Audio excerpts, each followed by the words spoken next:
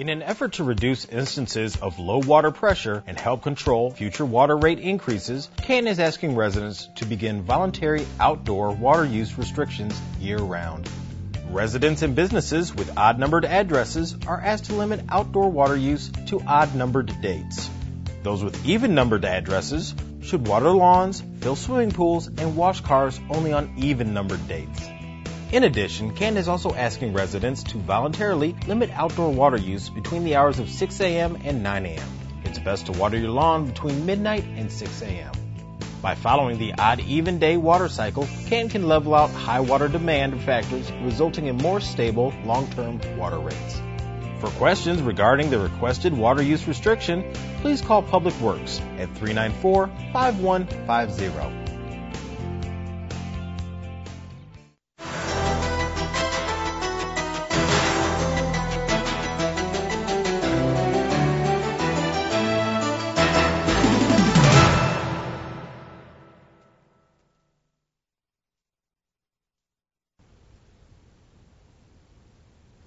Hello and welcome to this special edition of Canton Contact. We're joined today by our Finance Director, Rick Eva, and our Municipal Services Director, Tim Foss, to talk about everybody's favorite subject, water rates. This is kind of an educational process that we're approaching right here because a lot of people don't understand how we come to these rates every year. So we're here to let everybody know just exactly how they're calculated, how we come up, and maybe just put everybody's mind at ease a little bit. So let's start with you, Tim, the approach to rate making. Yeah, what we're going to explain first is just kind of what are some of the inputs that go into the rates. Preparing the rates every year is a joint effort between Municipal Services and the Finance and Budget Department. We provide a lot of the direct inputs that Finance and Budget uses to actually do the detailed rate calculation. So we work together as we work through the rate process. It takes several months actually to come up with all the information to ultimately generate the rates. It's a very complicated process, and we rely on information from a lot of our service providers before we can actually calculate the rate that we're going to charge our individual customers. Okay, great. Well, let's talk about things that go into it, like our water system facts. Right. So really we're talking primarily the water and the sewer system. On the water side, we received water from the City of Detroit's Spring Wells Treatment Plant, which is located generally in the Dearborn, Detroit area. It takes water from Belle Isle out of the river, brings it to the treatment plant where it's actually treated. The water then is pumped several miles west to Canton and about 128 feet of elevation above the location of the treatment plant. So it takes a lot of energy and a lot of equipment to actually get the water here. The water that comes from DWSD generally comes in very large transmission mains that wrap around the perimeter of the township, and then we take water off of the DWSD system at 5 locations, and we call those meter pits. So part of the equation in the cost is DWSD's cost to actually take the water in, treat it, and then deliver it to Canton Township's boundaries. Then at that point, we take the water and distribute it through 427 miles of distribution pipes that generally they're found, up and down your community streets, and then individually directly to the homes and businesses. There's another 6,000 fire hydrants that are part of our system in Canton Township, and almost 4,000 valves. So again, part of the cost that goes into the water side of the equation are our costs for actually operating and maintaining the system. So part of the DPW function here in Canton Township is maintenance and operation of the water system. So those are kind of like the two main components, and we'll talk in a minute about a little more detail on the water side. There's also a number of capital improvements that are required in any given year on the water system. In our case, every 5 years we do a master plan study which evaluates what kinds of improvements are required. Improvements that may extend water lines to service new customers, improvements that will improve pressure or generally improve the quality of the service that we offer to the customer. The most recent study was done just last year, and it identified $13 million worth of improvements, which are spread over 27 different projects that would be accomplished sometime in the next 25 years. So what we do is we build a number into the rates that achieves those improvements. In our case, it's about $500,000 a year, goes into the overall budget for water rates for making those capital improvements. And I think a lot of people kind of take for granted when they turn on their faucet, they've got water there, but there's a cost involved in providing clean, pressurized water. And that's why those improvements are so important, correct? That's correct. And while Canton's water system is relatively new, generally less than 50 years old, it is aging. And as we know from years of experience in this industry, that as the water system and the sewer system, as they age, defects start showing up. And through maintenance and repairs, we'll correct those defects and try to keep the operating cost of the system as low as possible for the customers. Okay, great. All right, so that's our water system facts. What about our sewer system facts? The sewer system is more complicated than the water system. And you'll also see that when we talk about cost, because the cost is higher to operate the sewer system than the water. Canton sewer system has 338 miles of sanitary sewer pipes. These are pipes that take the waste from, again, generally out in the street where the private sanitary connection connects to from a home or business, takes the waste from that location and delivers it to a large interceptor sewer that runs along Haggerty Road, all the way from Joy Road south to Michigan Avenue. And that interceptor sewer takes those flows and delivers them to one of two pumping stations operated by the Western Township's Utilities Authority. It's another part of our sewer system, kind of an extension of the Canton system. Those two large pumping stations then can direct the sewage flow to one of either the Detroit Water and Sewer Department treatment plant, which is near Zug Island, right on the Detroit River, or to the Ypsilanti Community Utilities Authority plant, which is near Belleville Road and I-94. So right now about 70% of our flow or our sewage goes to the Ypsilanti plant and about 30% to the Detroit plant. So beyond the pipes, we also have over 5,000 manholes and 6 smaller pumping stations that lift the flow, the sewage, from certain levels to other levels to keep it flowing by gravity throughout the community. These are a lot of infrastructure, again, that goes into the costs associated with operating and maintaining the system. And then you budget in for some improvements as well, right? That's correct. On the sewer side, we did a capital improvement program and a master plan 4 years ago, and it identified really 5 major projects that needed to be done. So the township, working with finance again, we went out and we issued some bonds. $45 million worth of improvements were needed in order to keep us compliant with the state of Michigan on our sewer system. And those 5 projects involved 4 what I'd call pipe projects, or additional pipes that needed to be put in to relieve the flows in existing sanitary sewers, and then a big expansion of the W.T. Way equalization basin at Michigan and Haggerty Road. And we are nearing completion, probably about 80% complete on those projects, and by late this year or early 2012, we should have all those projects wrapped up. Okay, great. Now, what about the total water and sewer budget? Can you explain that? Sure. The water and sewer budget in total is about $31 million worth of expenses. 61% of those expenses are on the sewer side and 39% on the water side. Again, as I mentioned earlier, the cost to operate the sewer system is higher because it is more complicated, and for good reason.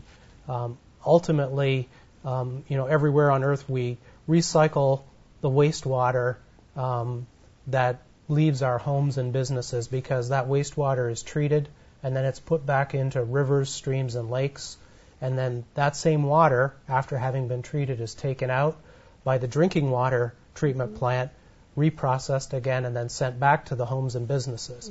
Well, it might not be a perfect cycle, for Canton Township. We're recycling, somebody else's wastewater ultimately. We treat it again, and then we reuse it as water. So you're going to find typically more costs on the sewer side than on the water side. Right. Well, let's kind of break it down a little bit, like the water budget items. What are those? Sure. There's really 5 major budget items on the water side. About 70% of the expenses on the water side are attributable to the cost that we pay DWSD for water treatment. So that's to get the water to Canton's borders. And then, as I mentioned earlier, we then have to take that water and distribute it to all the homes and businesses in the community. We call that operations and maintenance, and that's really the second biggest slice of the pie. And that represents about 20% of the water system costs. There's 3 other costs associated with operating the water system. One is simply the cost for the staff to prepare, issue the water bills, and to handle some of the customer complaints and questions that come in on the water system. That's a small, roughly 2% of the total cost. There is expenses associated with upgrading of the water meters. We have 24,000 water meters in the community, and they constantly need to be upgraded to ensure that they're reporting accurately so that everybody's getting a fair bill. Meters tend to slow down with time, so if we just ran all these meters to failure, eventually everybody's water meter readings would be wrong, and really we'd have unfair bills for everyone. So we spend, right now for 2011, we'll be spending $160,000 on water meter upgrades, and that represents about 1% of the budget for water. Then the final slice is administrative overhead. It's one of the larger slices of the cost of operation of the water system, but by way of example, individuals like Rick and myself, we don't bill time or cost directly to the water operation. We are truly overhead. And other staff and other operations in the township, like finance, like information technology support, some of the building facilities support, those are all overheads in the water and sewer budgets. So that's a fairly large, that's 7% of the total expenses on the water side. So that's really how the $11.1 million of expenses on the water system side are broken down. Okay, great. Now what about the sewer side? The sewer side, again, a little bit more complicated, but similar set of costs. There are costs that are for these outside service providers, just like on the water side. We have 3 of those in our case, and then 3 internal costs that we can control. The outside costs that we pay are for sewage treatment. That's the largest piece of the pie when looking at it in the form of a pie chart. It represents about 39% of the total expenses in the sewer operation. And then sewage transportation, which is handled by the Western Township's Utilities Authority. As I mentioned, the big interceptor along Haggerty Road and the pump stations, that's another 9% of those outside costs.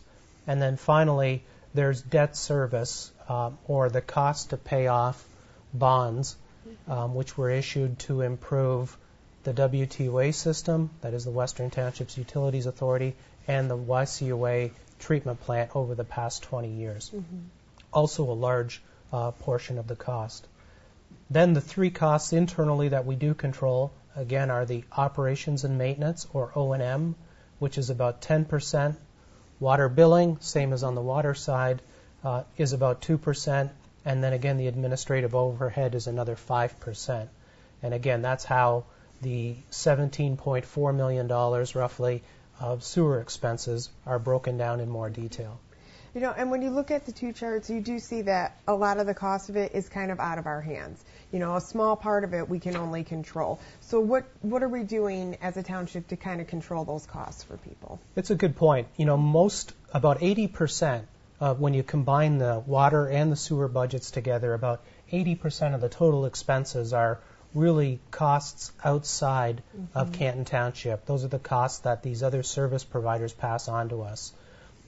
We do sit on one of those boards. Our township supervisor is the chair of the Western Townships Utilities Authority, so we have a good ability to influence and control costs there. But costs within the Ypsilanti Community Utilities Authority and DWSD system are harder to control because we are not part of their boards and we don't have a direct role in setting the rates. We do sit on various committees at those organizations, which helps in understanding how they calculate the rates that they pass on to us. And we do have some influence, especially with YCUA, with the Ypsilanti Community Utilities Authority. We have some pretty decent influence on that side of the equation to help control the rates. But really in both cases, they're external entities to Canton Township. Well, I know one of the things that you've kind of been working on since I've been here is the consumption trends and how they impact our rates, because I know we've done some education on the odd-even watering. Can you talk a little bit about that? Sure.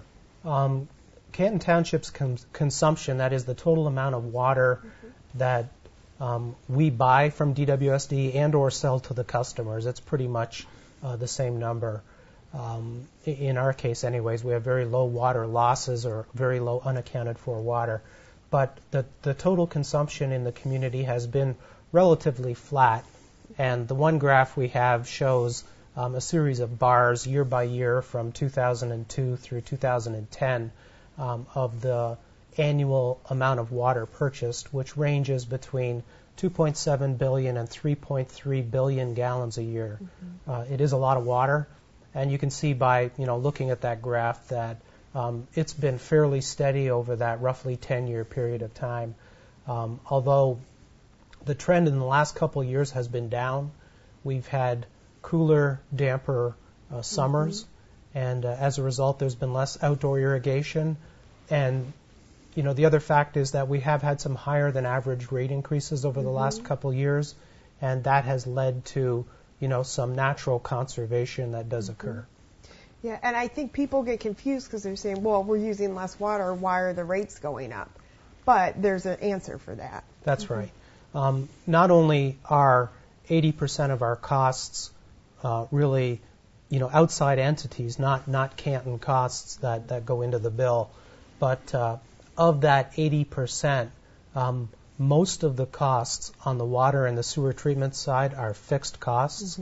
So they don't vary with the amount of water that is sold, for example, by DWSD, or they don't vary much.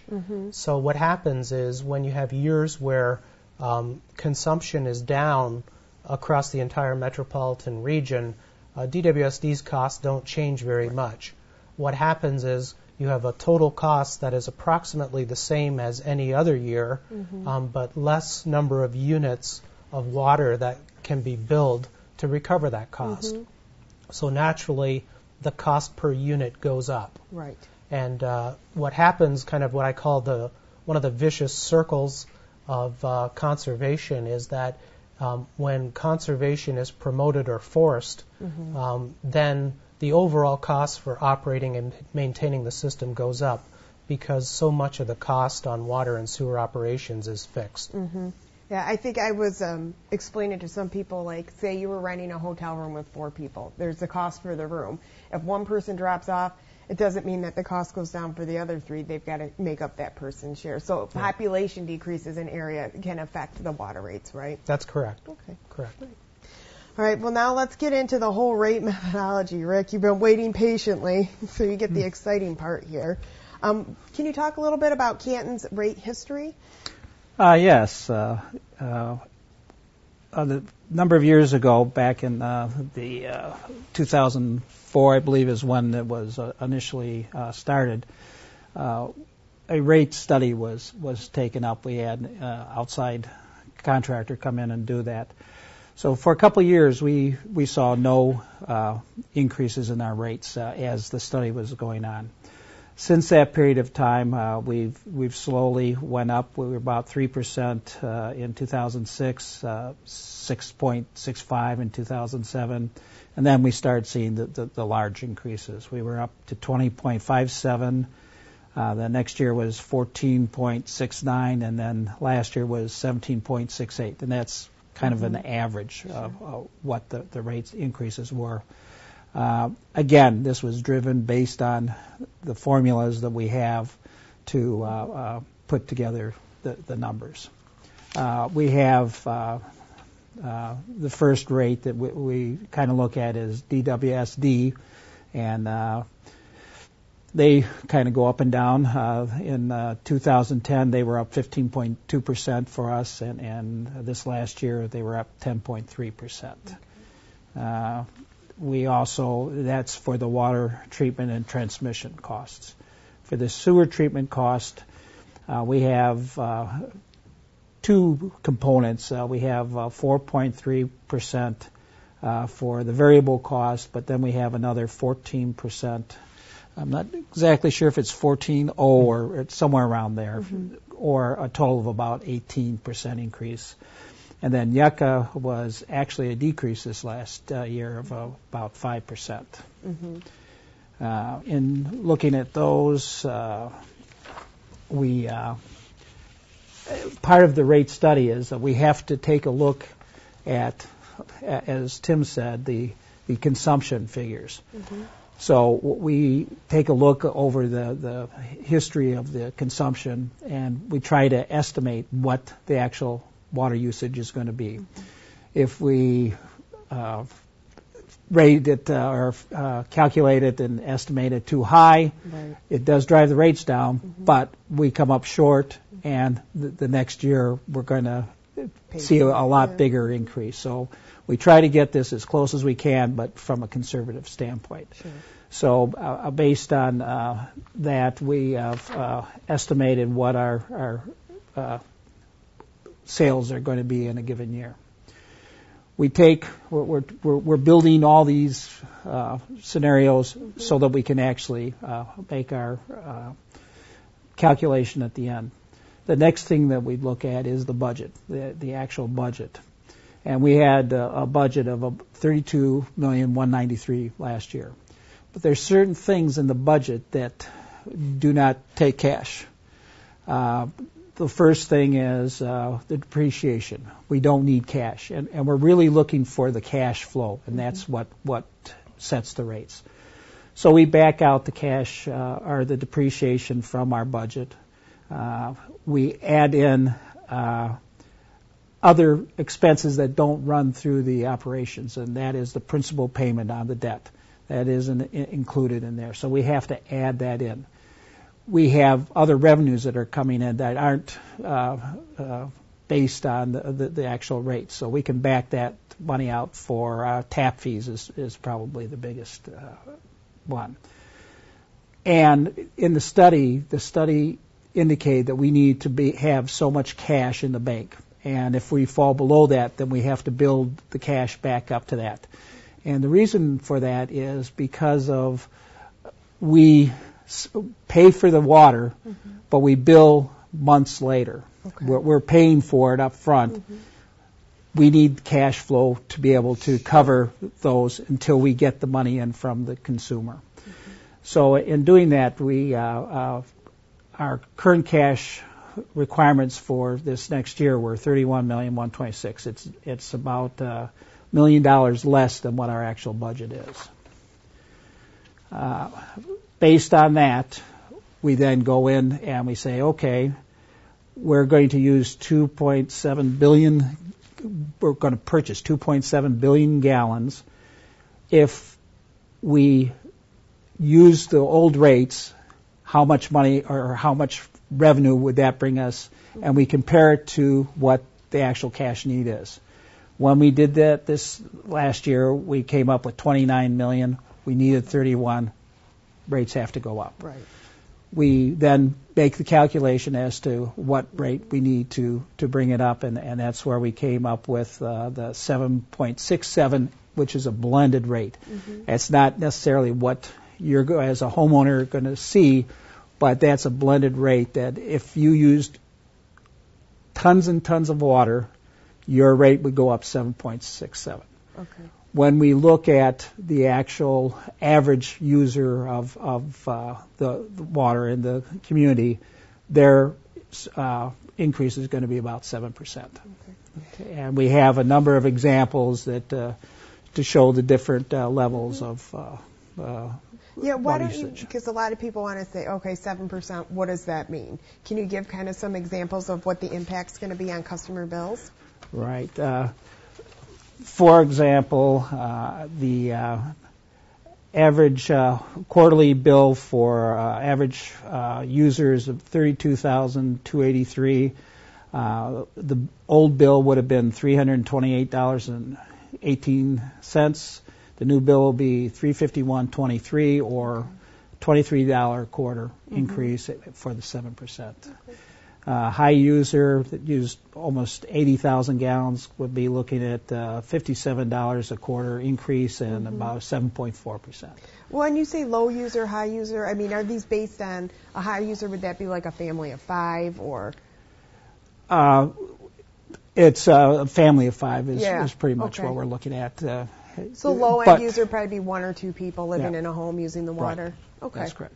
And I know we have examples of these bills and their impact. It's all on our website. If you go to the water billing webpage, we have the actual rate study that's on there. We've got the impact bills on there, and we even have the different meter sizes. It'll kind of break it down for you too there if you want to go and check it out, kind of to see how it's going to impact you personally. And you can visit www.canton-mi.org, go right to the water billing page, and all that information is going to be on there. Is there anything else you guys want to touch base on before we go? Well, I think maybe we could talk about just some of the things that we've done for the customers over the past couple of years. Mm-hmm. We have reduced the late payment penalty from 10% to 5%, which hopefully is helping them out. Mm-hmm. We've allowed for some penalty reversals. Those are, special circumstances when you explain to the treasurer why you missed a particular payment or why you were late on a payment. That you might get some relief in terms of the penalty that was assessed. We've extended the billing payment cycle by 10 days, again giving people a little more time. So those are things that we've already done. Things that we're considering for 2011 are going into an auto debit system for payments, where payments would come directly out of your checking account as a customer. Budget-based billing like Detroit Edison has, where you would spread the payments out over the entire year in equal amounts. And then finally, we're looking at some revisions to our shut-off policy, which would basically shut residential customers off who don't pay their bills. Mm-hmm. That helps everybody who's actually paying their bill, right? So that we keep the cash coming into the accounts of the township. And that's still something you guys are kind of working out all the legal details on. So all of those things. Yeah, once that's finalized, I'm sure we'll get the information out to the public. Yep. Okay, well, great. We're going to have this video available to all the homeowners associations. We're putting it online because this is something people want to know. And you guys did do the water forums earlier this year, kind of explaining everything you explained here. And I thought which was nice was people don't like to have any kind of bill go up. And you had some angry people, but once they sat down and they listened to all the reasoning behind it, they're like, well, I'm still not thrilled with it, but they understood. Correct. And that's basically what we're trying to do here is just explain to people why they're going up. That's correct. But I guess the good news is that it's only a 7% increase as opposed to past years. So that's correct. It's getting better. All right. Well, and if anybody has any questions, is there a number that they can call? Yeah, I think they should call, our Division of Public Works at 394-5150, or they can always contact the staff in the Treasurer's office in water billing. Okay, great. And they also can call finance